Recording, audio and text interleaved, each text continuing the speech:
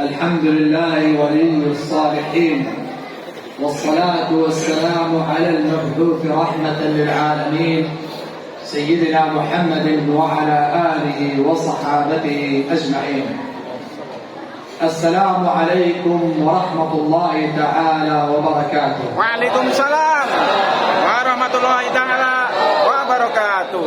تحية من الأرض المقدسة إلى الأرض المباركة، تحية من الأرض المقدسة القدس ومن الأرض المباركة فلسطين إلى أهلنا في إندونيسيا تحية طيبة مباركة. Setelah beliau mengucapkan salamnya kepada kita semua, beliau menyatakan salam sejahtera, salam penghormatan dari tanah Al-Quds yang disucikan Allah Subhanahu wa taala. Salam kepada rakyat Indonesia, bangsa Indonesia, tanah air yang diberkahi oleh Allah Subhanahu wa taala. Beliau menyampaikan salam perdamaian, salam cinta dan kasih serta salam penghormatan kepada kita bangsa Indonesia. يقول الله جل جلاله في محكم كتابه بعد بسم الله الرحمن الرحيم: سبحان الذي أسرى بعبده ليلا من المسجد الحرام إلى المسجد الأقصى الذي باركنا حوله فكان هو المسجد مبارك والذي حول المسجد وهي فلسطين أيضا مباركة. Allah Subhanahu wa taala berfirman, Subhanalladzi asra bi 'abdihi laila. Maha suci Allah Subhanahu wa taala yang telah memperjalankan hambanya pada suatu malam dari Masjidil Haram ke Masjidil Aqsa alladzi barakna haula, yang mana kami telah berkahi sekelilingnya atau seputar Masjidil Aqsa. Yang ini menandakan bahwa Masjidil Aqsa adalah tanah yang diberkahi oleh Allah Subhanahu wa taala. وسبب هذه البركة العظمى في المسجد الأقصى أنه قد تليت فيه كل الصحف التي نزلت من السماء. Di antara penyebab keberkahan yang turun di Masjidil Aqsa adalah telah dibacakan di dalam Masjidil Aqsa seluruh suhuf-suhuf atau wahyu-wahyu yang diturunkan kepada para nabi dan rasul di Masjid Al-Aqsa tersebut. فقد تليت فيه صحف إبراهيم. Telah dibacakan di dalamnya suhuf-suhuf atau wahyu yang diturunkan kepada Nabi Ibrahim, وتوراة موسى, dan juga Tauratnya Nabi Musa, والزبور الذي أنزل على داود, begitu juga kitab Zabur yang diturunkan kepada Nabi Allah Daud, والإنجيل الذي أنزل على عيسى, begitu juga kitab Injil yang diturunkan kepada Nabi Allah Isa, والقرآن الذي أنزل على سيدنا محمد صلى الله عليه وسلم. dan juga kitabullah Al-Quran yang telah diwahyukan kepada Nabi Muhammad sallallahu alaihi wasallam. فهو المسجد الوحيد الذي جمعت فيه كل الكتب السماوية تليت في هذا المسجد. Dan itu adalah masjid satu-satunya yang telah diturunkan atau dibacakan di dalamnya seluruh kitab-kitab dari langit, yaitu wahyu-wahyu Allah Subhanahu wa taala kepada para nabi-nabinya. وقد روى النبي صلى الله عليه وسلم في رحلة الإسراء أنه صلى إماما على الأنبياء كلهم في المسجد الأقصى. Dan juga diriwayatkan dari Nabi Muhammad sallallahu alaihi wasallam bahwasanya ketika beliau diisrakan oleh Allah Subhanahu wa taala di malam Isra, beliau salat berjamaah yang mana beliau mengimami para nabi dan rasul di masjid tersebut. فكل الكتب تليت في المسجد الأقصى وكل الأنبياء دخلوا المسجد الأقصى. Maka seluruh kitab-kitab Allah Subhanahu wa taala telah dibacakan di dalam Masjidil Aqsa, dan juga seluruh para nabi dan rasul mereka telah salat di dalam Masjidil Aqsa. وهو قبلة المسلمين الأولى. Dan Masjidil Aqsa juga adalah merupakan kiblatnya kaum muslimin yang pertama. فوجب على المسلمين جميعا المحافظة على هذا المسجد المبارك. Maka sudah menjadi kewajiban bagi seluruh umat muslim untuk benar-benar menjaga kesucian, menjaga keagungan masjid tersebut. ولذلك يقول الله جل جلاله: ذلك ومن يعظم شعائر الله فإنها من تقوى القلوب والمسجد الأقصى شعيرة من شعائر الله. Allah Subhanahu wa taala berfirman, dan itulah mereka, yaitu dzalika wa may yu'adzim sya'airallah. Dan barang siapa yang mengagungkan syiar-syiar agama Allah, fa innaha min taqwal qulub, maka itu adalah bagian daripada takwanya hati. Nah, artinya Masjidil Aqsa ini termasuk syiarnya Allah, termasuk simbol-simbol besarnya agama Islam. Jadi barang siapa yang di dalam hatinya ada takwa, maka dia harus ikut serta untuk mengagungkan Masjidil Aqsa dan menjaga kesuciannya. وقد دخل اليهود إلى هذا المسجد المبارك المقدس قبل أشهر. Maka yang sekarang telah terjadi yaitu apa? Para Yahudi Zionis sudah berani untuk memasuki Masjidil Aqsa, untuk memotori Masjidil Aqsa. فنجسوا المسجد بأحذيتهم. Mereka tidak segan untuk menajiskan atau menginjak-injak Masjidil Aqsa, menginjak-injak mihrabnya yang telah disolat di dalamnya Nabi Muhammad dengan sepatu-sepatu mereka yang penuh najis. ومنعوا المصلين الركع السجود أن يعبدوا الله فيه. Dan juga sering juga mereka untuk melarang kaum muslimin untuk sholat, untuk sujud di dalam masjid tersebut. فقام أهلنا في غزة نصرة للمسجد الأقصى وجهادا في سبيل الله. Maka banyak saudara-saudara kami, kawan-kawan kami yang tinggal di Gaza, mereka adalah penduduk Gaza, mereka bangkit untuk menjaga kesucian Al-Aqsa dengan melakukan perlawanan terhadap tentara-tentara Zionis Yahudi. فقتلوا وعذبوا وهجروا وجوعوا فقط لأنهم نصروا المسجد الأقصى. Maka resiko bagi mereka adalah apa? Mereka dibunuh, mereka disiksa, mereka diusir dari kampung halaman mereka. Mereka dibuat kelaparan di berbagai macam cara supaya penduduk Gaza ini berhenti untuk melakukan perlawanan. وكل يوم يمضي في غزة يرتقي الشهداء إلى الله ذو الجلال والإكرام.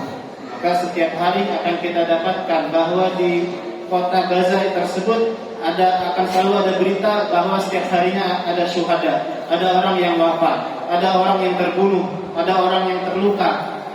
فقبل يومين كان عدد الشهداء 31,500. Dan info terakhir sekitar 2 hari yang lalu, berita terupdate yaitu yang telah terbunuh sejumlah 31.500 jiwa. والآن اليوم 32,000 شهيد. Sedangkan yang hari ini berita terbaru sudah menjadi 32.000 jiwa yang telah terbunuh. لمدة يومين فقط مات 500 رجل. Jadi bisa dikatakan dalam tempo 2 hari saja telah wafat kurang lebih 500 orang yang telah wafat di jalan Allah Subhanahu wa taala. وعدد الجرحى والمصابين فوق 75,000. Adapun yang mengalami terluka, yang mengalami tersiksa dan lain-lain itu sejumlah kurang lebih 75.000 jiwa. وما زال أهلنا في غزة صامدون مقاومون يقاتلون في سبيل الله. Meskipun resikonya seperti itu, akan tetapi mereka tetap berdiri tegak untuk melakukan perlawanan untuk menjaga kesucian Masjidil Aqsa. جهادا وابتغاء مرضات الله. Mereka berjihad semata-mata untuk mengharap ridhaan Allah Subhanahu wa taala. وهذا واجب على أهل غزة. Ini sudah menjadi kewajiban bagi para penduduk Gaza. لأنهم هم قريبون من المسجد الأقصى.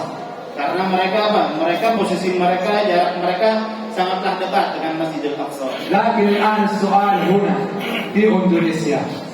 Jadi pertanyaan sekarang, bagaimana dengan kita yang ada di Indonesia? من يريد أن يجاهد في سبيل الله؟ Siapa yang mau berjihad di jalan Allah Subhanahu wa taala? الجهاد في سبيل الله نعم بالمال بالنفس، لكن إذا لم تستطع بنفسك جاهد بمالك. Ya, memang jihad yang sesungguhnya adalah berjihad dengan jiwa kita. Akan tetapi jikalau kita memiliki keterbatasan, tidak mampu atau tidak bisa untuk berjihad dengan jiwa kita, maka ada pilihan yang kedua. Jihad macam kedua yaitu jihad dengan harta yang kita miliki. وفي أيامنا هذه نقول للمسلمين الجهاد 4 منازل. Sekarang pada saat ini atau pada zaman atau masa-masa ini, jihad bisa dikategorikan menjadi 4 golongan. أول شيء الجهاد بالنفس. Yang pertama pertama adalah berjihad dengan nyawa, berjihad dengan jiwa. ثم الجهاد بالمال. Yang kedua adalah berjihad dengan harta yang kita miliki. ثم الجهاد باللسان وهي تعريف المظلمة. Yang ketiga berjihad dengan lisan kita, dengan ucapan kita, dengan tulisan-tulisan kita, yang mana tulisan tersebut menjelaskan akan kondisi atau kezaliman-kezaliman yang terjadi di Gaza. ثم الجهاد بالدعاء لإخواننا المسلمين هنالك وهذا أضعف الإيمان. Yang terakhir, yang keempat, berjihad dengan doa kita. Kita mendoakan saudara-saudara kita yang berada di Palestina. Kita mendoakan saudara-saudara kita yang di Gaza, yang di Al-Aqsa, yang berada di seluruh tanah suci Palestina supaya ditolong atau dijaga oleh Allah Subhanahu wa taala. والإنسان لا يكفي بالدعاء، لا يكفي المسلم الدعاء. Dan manusia, kita sebagai manusia tidak cukup hanya dengan berdoa, karena berdoa tadi dikatakan adalah selemah-lemahnya iman. فالجهاد يجب أن تبذل كل ما تستطيع. Adapun jihad yang terbaik adalah memberikan atau mencurahkan apa-apa saja yang kita mampu untuk melakukannya. فإذا تستطيع أن تجاهد بنفسك ومالك ودعائك ولسانك فهذا هو الواجب. Kalau memang saja kita mampu, andai saja kita mampu berjihad dengan nyawa kita, maka itu sudah menjadi kewajiban kita untuk berjihad dengan jiwa dan raga kita. وإذا لم تستطع بالنفس فعليك بالمال وبالدعاء وباللسان. Jika tidak mampu atau terbatas untuk berjihad dengan jiwa, maka hendaknya dengan harta, dengan lisan kita dan dengan doa kita. يقول الله جل جلاله بعد بسم الله الرحمن الرحيم: أنتم هؤلاء تدعون لتنفقوا في سبيل الله فمنكم من يبخل ومن يبخل فإنما يبخل عن نفسه. الله يقول الله يدعوكم لتنفقوا في سبيل الله جهادا في سبيل الله، فمن الناس من يبخل، وإنما يبخل الإنسان الذي يبخل على نفسه الجنة، الذي لا ينفق في سبيل الله يبخل على نفسه الجنة.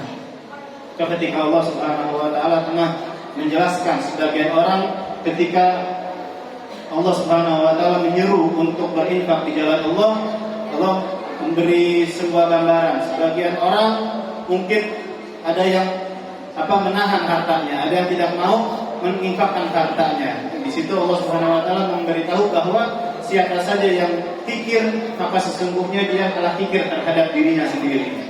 روت السيدة ميمونة رضي الله عنها عن نبينا صلى الله عليه وسلم.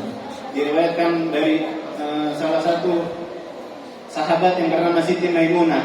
Beliau bertanya kepada Rasulullah sallallahu alaihi wasallam عن المسجد الأقصى فقال لها النبي صلى الله عليه وسلم ائتوا فصلوا به. Siti Maimunah bertanya kepada Rasul tentang Masjidil Aqsa. Maka Nabi menjawab, datangilah masjid tersebut dan salatlah di dalamnya. فإن لم تستطيعوا فأهدوا له زيتا.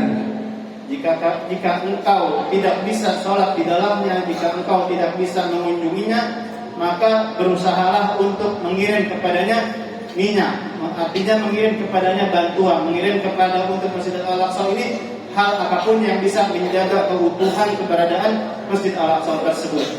يوقد به قناديله أي مثل المصابيح. Jadi Rasulullah menggambarkan jika kamu tidak bisa berangkat ke Masjidil Aqsa, tidak bisa sholat, tidak bisa mengunjunginya, maka kirimlah minyak supaya lampu-lampunya tetap hidup.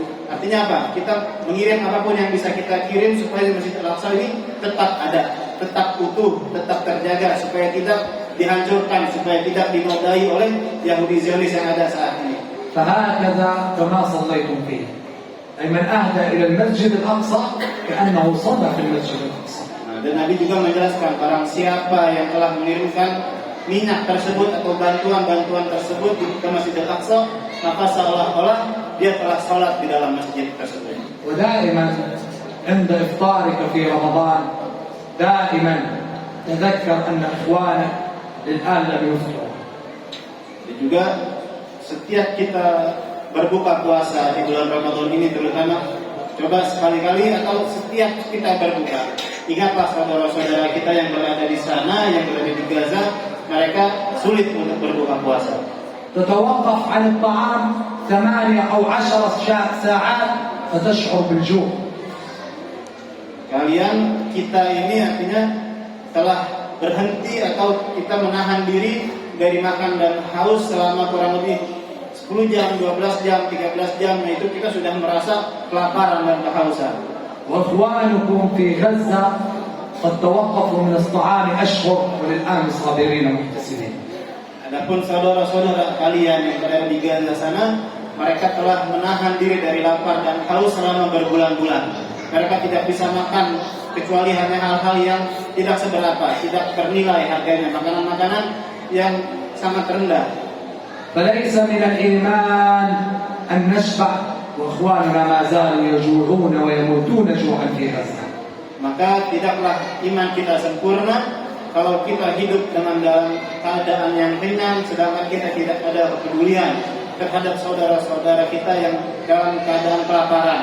Bahkan sampai banyak dari mereka yang wafat atau meninggal dalam keadaan kelaparan. وأختم وصيتي هذه أن الإنسان من أراد الجنة بذل الجنة ودفع ثمنها. Maka barang siapa, atau wasiat dari saya, barang siapa yang menginginkan, yang merindukan surga, maka hendaknya dia membeli surga tersebut dengan harga yang sangat mahal. وشكرا لكم على حسن استماعكم وإنصاتكم وبارك الله فيكم جميعا. Dan terakhir saya mengucapkan terima kasih saya yang besar kepada para jamaah semuanya atas perhatiannya. Saya juga ucapkan jazakumullah khair. Terima kasih banyak. Assalamualaikum warahmatullahi wabarakatuh. Waalaikumsalam warahmatullahi wabarakatuh. Jadi selanjutnya di sini akan sedikit kita putarkan video sekilas bagaimana keadaan-keadaan atau peristiwa-peristiwa yang terjadi di Palestina, di Gaza terutama. Nah, di situ juga nanti akan ada bagaimana kita dari KPA, Komunitas Persaudaraan Aqsa dan Front Persaudaraan Islam, bagaimana kita menyalurkan donasi-donasi yang disalurkan dari rakyat Indonesia disalurkan ke bangsa Palestina. Insya Allah nanti akan kita lihat secara singkat dan jelas. Mudah-mudahan nanti bermanfaat bagi kita dan semua ini. Ya Allah.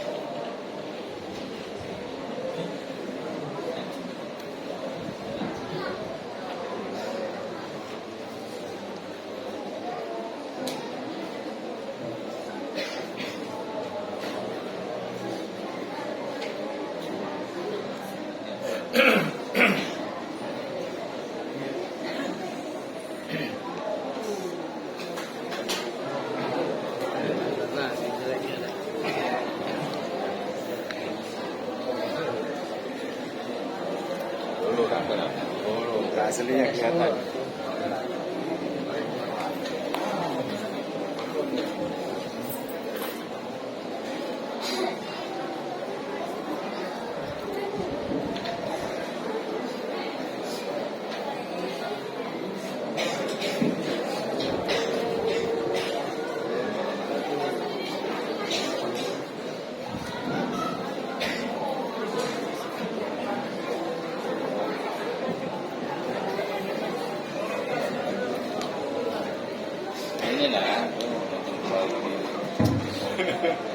Orang balik siap.